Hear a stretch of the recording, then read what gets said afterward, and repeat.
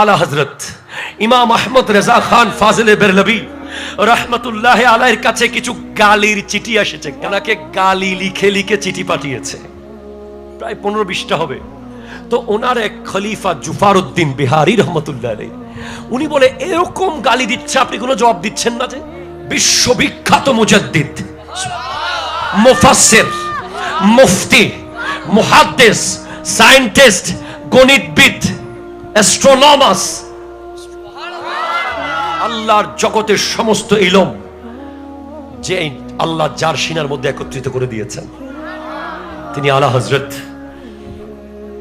ওনাকে বলছে, হুজুর আপনাকে নিয়ে এত বাজে বাজে লেখা লিখেছে, আপনি শুধু অনুমতি দেন মামলা করি।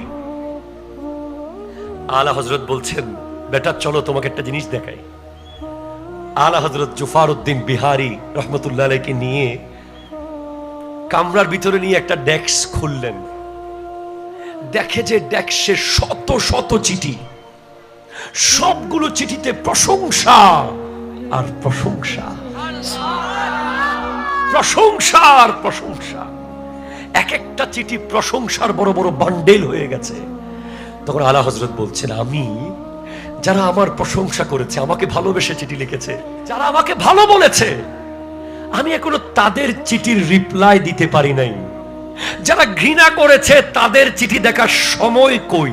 আগে তাদের জবাব, তাদের পুরস্কার দিয়ে নি, তারপরে সময় থাকলে যারা গালি দিয়েছে তাদের জবাব দেব।